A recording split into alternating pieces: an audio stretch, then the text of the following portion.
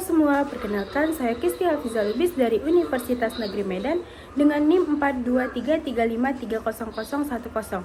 Nah, di sini saya akan mempresentasikan hasil kerja saya mengenai bab 3 Pancasila sebagai dasar negara. Oke, kita masuk ke pengertian Pancasila sebagai dasar negara.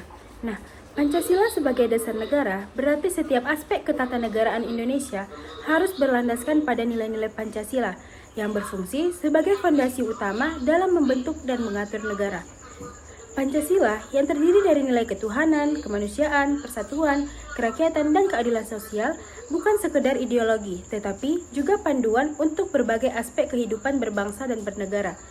Sebagai falsafah negara, Pancasila menjiwai penyelenggaraan pemerintahan dan menjadi sumber hukum di Indonesia, serta memiliki legitimasi nasional karena nilai-nilainya digali dari masyarakat Indonesia sendiri. Nah, dalam tulisan Mahfud MD pada tahun 2007 menyatakan bahwa dari sisi hukum, Pancasila sebagai dasar negara melahirkan kaidah-kaidah penuntun hukum. Ada 4 kaidah penuntun hukum yang mengalir dari Pancasila. Yang pertama itu ada hukum Indonesia yang haruslah bertujuan untuk membangun dan menjamin integrasi negara dan bangsa Indonesia. Yang kedua, hukum Indonesia yang dibuat haruslah berdasarkan demokrasi dan nomokrasi. Yang ketiga, hukum Indonesia yang dibuat haruslah ditunjukkan untuk membangun keadilan sosial bagi seluruh rakyat Indonesia. Dan yang keempat, hukum Indonesia yang dibuat haruslah berdasarkan pada toleransi beragama dan berkeadaban. Oke, kita masuk ke konsep negara, tujuan negara, konsep dasar negara, dan urgensi Pancasila sebagai dasar negara. Nah, yang pertama di sini ada konsep negara. Menurut Diponolo, negara adalah organisasi kekuasaan yang berdaulat dan menjalankan pemerintahan dan menjaga ketertiban rakyat di wilayah tertentu. Di Lopo ini menyimpulkan ada 3 unsur yang menjadi syarat mutlak bagi adanya negara. Yang pertama itu ada unsur tempat, unsur daerah, wilayah atau teritor. Yang kedua ada unsur manusia atau umat. Dan yang ketiga ada unsur organisasi atau tata kerjasama. Nah, definisi negara sendiri menurut berbagai tokoh mencakup pandangan bahwa yang pertama itu ada negara adalah persekutuan masyarakat untuk mencapai kehidupan yang baik atau Aristoteles. Yang kedua, organisasi dengan kekuatan tertinggi atau Bodin. Dan yang ketiga ada organisasi paksaan untuk menjaga hukum Indonesia. Oke, kita masuk ke yang kedua yaitu tujuan negara.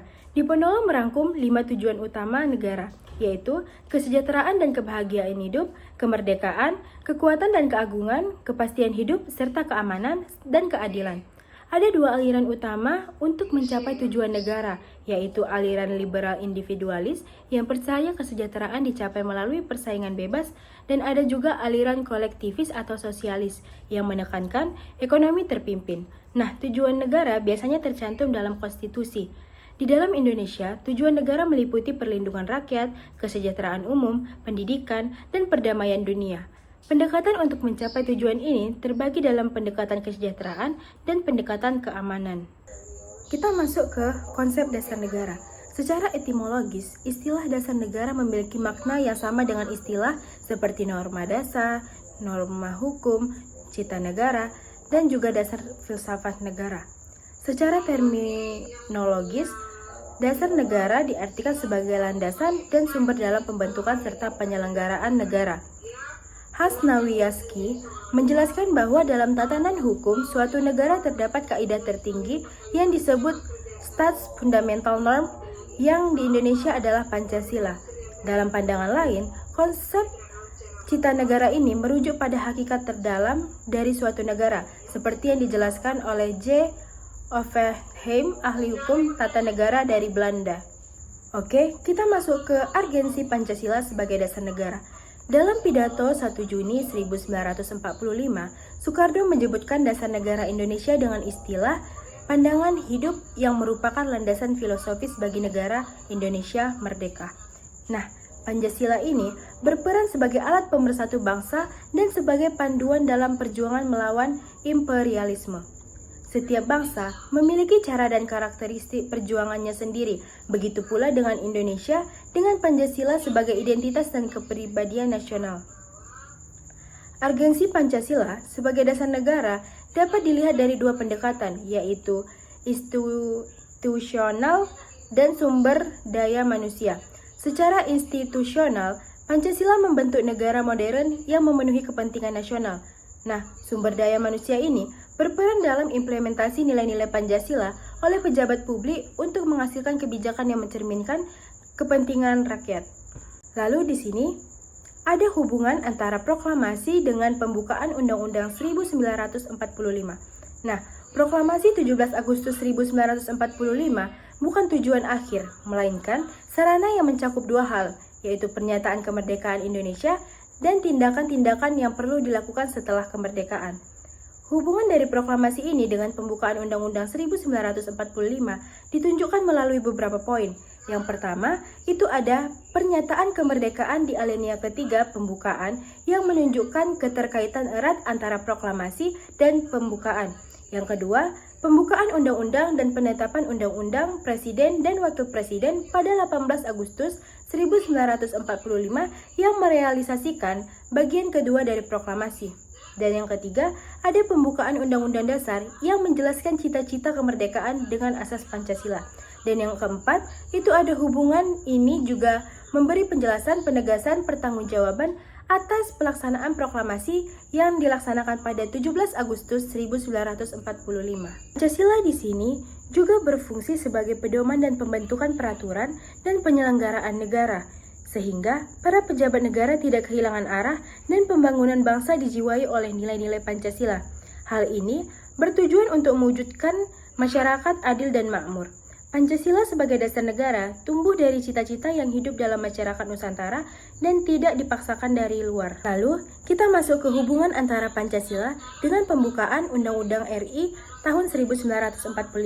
Nah, pada slide PPT yang saya tampilkan, terdapat gambar piramida, yang mana gambar piramida ini menunjukkan cita-cita hukum yang menjiwai seluruh kehidupan bangsa Indonesia, yang mana Pancasila di sini berfungsi sebagai norma dasar dan sumber dari segala sumber hukum di Indonesia. Hubungan antara Pancasila dengan pembukaan Undang-Undang 1945 bersifat formal dan material. Secara formal, Pancasila tercantum dalam alinea keempat pembukaan Undang-Undang 1945 dan menjadi dasar negara yang tertib hukum Indonesia. Secara material, pembukaan Undang-Undang 1945 ini memuat esensial Pancasila, sehingga disebut sebagai pokok kaidah negara yang fundamental Noto Negoro yang menegaskan bahwa pembukaan Undang-Undang 1945 ini memenuhi syarat sebagai stats fundamental norm yang berarti kedudukannya sebagai hukum tertinggi tidak dapat diubah. Lalu, ada penjabaran Pancasila dalam pasal-pasal Undang-Undang 1945. Nah, penjelasan Undang-Undang 1945 ini menyatakan bahwa pokok-pokok pikiran dalam pembukaan Undang-Undang 1945 ini mencerminkan adanya cita-cita hukum yang mendasari hukum dasar negara, baik tertulis maupun tidak tertulis, dan diwujudkan dalam pasal-pasal Undang-Undang Dasar mau 1945. Nah, Pancasila di sini itu berfungsi sebagai asas kerohanian dari pembukaan Undang-Undang 1945 yang merupakan stats fundamental. Pola pemikiran ini dapat diringkas dalam hal sebagai berikut. Yang pertama itu ada Pancasila sebagai asas kerohanian dari pembukaan Undang-Undang 1945. Yang kedua, pokok-pokok pikiran dalam pembukaan Undang-Undang Dasar 1945 mencerminkan Pancasila. Yang ketiga, pokok-pokok pikiran tersebut terjelma ke dalam pasal-pasal Undang-Undang 1945. Nah, nilai-nilai instrumental inilah yang diperlukan untuk mengimplementasikan Pancasila dalam kehidupan bernegara. Lalu, kita masuk ke materi yang terakhir, yaitu implementasi Pancasila dalam pembuatan kebijakan negara, khususnya dalam bidang politik, ekonomi, sosial budaya, dan hankam. Nah, yang pertama itu ada dalam bidang politik.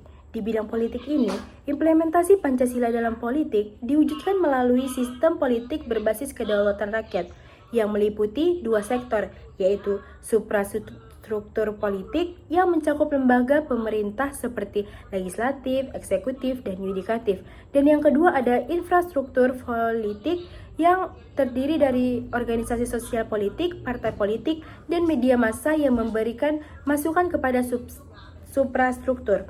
Nah, ada juga di dalam bidang ekonomi, di mana dalam pembangunan ekonomi berdasarkan Pancasila itu mengedepankan 5 prinsip. Yang pertama itu perekonomian digerakkan oleh rangsangan Indonesia dan moral atau ketuhanan. Yang kedua ada pemerataan sosial atau kemanusiaan. Yang ketiga ada nasionalisme dalam ekonomi atau persatuan. Yang keempat ada koperasi sebagai guru ekonomi atau kerakyatan. Dan yang kelima ada keadilan sosial dalam pelaksanaan kebijakan ekonomi. Lalu yang ketiga itu ada di dalam bidang sosial budaya. Nah, di dalam sosial budaya ini itu ada gotong royong yang menjadi ciri khas dari masyarakat Indonesia. Tetapi mulai luntur karena ada arus globalisasi yang mengedepankan individualisme. Nah, strategi pembangunan sosial budaya ini harus menekankan kebersamaan dan gotong royong melalui pasal 31 dan 32 Undang-Undang 1945. Lalu, yang keempat ada bidang pertahanan dan keamanan. Nah, berdasarkan pada pasal 27 dan pasal 30 Undang-Undang 1945, setiap warga negara ini berhak dan wajib ikut serta dalam mempertahankan negara melalui sisi harkam rata atau sistem pertahanan rakyat semesta. Nah, TNI dan Polri ini adalah kekuatan yang paling utama dengan tugas pokoknya itu menjaga keutuhan negara dan menegakkan hukum. Dihukum yang didukung oleh rakyat-rakyat Indonesia. Baik, sekianlah hasil presentasi saya mengenai bab 3. Jika ada kekurangan atau kesalahan kata, mohon dimaafkan. Terima kasih.